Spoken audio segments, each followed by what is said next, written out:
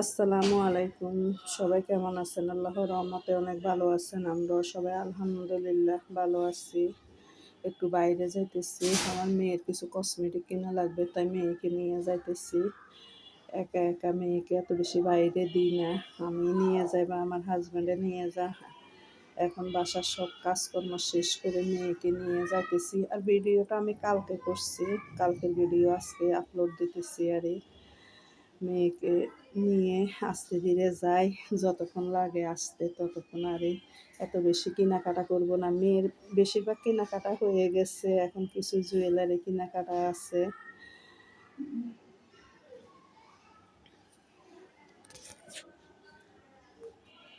রমজানে কোনো দিকে যাইতে ভাল লাগে না, বিরক্ত বিরক্ত লাগে। তারপরেও ছেলে মেয়ের আবদার পূরণ করতে তো সব কিছু নিতে হয়।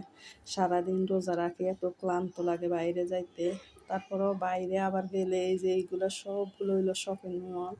আমার বাসার চারপাশে শুধু শপিং মল আর শপিং মল। খুবই ভাল লাগে কিন্তু আসতে, কিন্তু শরীর একদম ক্লান্ত লাগে। ইফতারের পরে আর কোনো দিকে যাইতে ইচ্ছে করে না। মেয়ে যা যা লাগে টুকিটাকি কেনাকাটা করে নিলাম।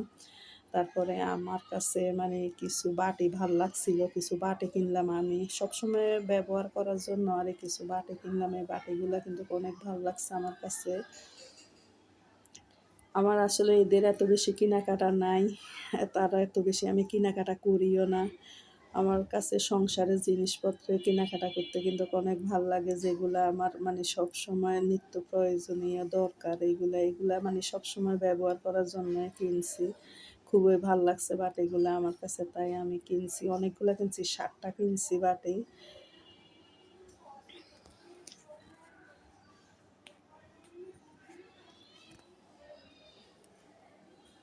আমার কোনো জিনিস যদি পছন্দ হয় না কিনতে পারলে এত যে আফসোস লাগে। তার মধ্যে রাত্রে আমি ঘুমাইলে মনে হয় আমার ঘুমও আসে না, চোখের সামনে সবসময় ওই জিনিসগুলো ভাসে। আর বাসার টুকিটাকি জিনিস কিনতে আমার খুবই ভালো লাগে। আর এইখানে মার্কেট থেকে আসি, আমি রান্না বান্না শুরু করে দিলাম। তারপরে এই যে ইফতারিও রেডি করে আমার হাজব্যান্ডে দিচ্ছে, আমাদের বলতেছে তুমি রান্না করো আর এইখানে খাও। আমি এত বেশি টেবিলে খাওয়া আমার হয় না, কারণ আমি রান্না করে খাওয়া ইফতারিটা খাই বেশিরভাগ। সবার সাথে খাইতে গেলে দেখা যায় আমার এই কাজকর্মগুলো পড়ে থাকবে। আর আমার বাসার মধ্যে আমি নিজে একা একা সব কাজকর্ম করতে হয়, হেল্প করার মতন কেউ নেই। আর আমার মেয়ে এখনও কাজকর্ম করতে পারে না। আর ও পড়ালেখা নিয়ে সবসময় ব্যস্ত থাকে, কাজকর্ম করার সুযোগে পায় না।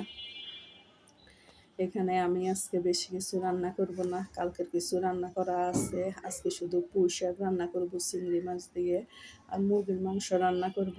মুরগির মাংস হলে ছেলেমেয়ের আর কোনো সবজি আর দরকার হয় না, সবজিটা আমাদের জন্য রান্না করি। আর ছেলে মেয়ের জন্য মুরগির মাংস আলু দিয়ে রান্না করি। মুরগির মাংসটা আমার হাজব্যান্ড এত বেশি খায় না, গরুর মাংসটা আবার একটু পছন্দ করে। গরুর মাংস প্রত্যেক দিন দিলে প্রত্যেক দিন খাইতে পারবে, কিন্তু মুরগির মাংস একদমও খায় না, ভুলও খাইতে চায় না। আবার যদি মুরগির দেশি শক্ত মুরগি সিমের বিচি দিয়ে রান্না করলে দেখা যায় ঘিলা বা একটা পাখনা গলা এগুলা হাড্ডি হুড্ডি আর 2-1 পিস নেয় কিন্তু এমনি আলু দিয়ে রান্না করলে খায় না।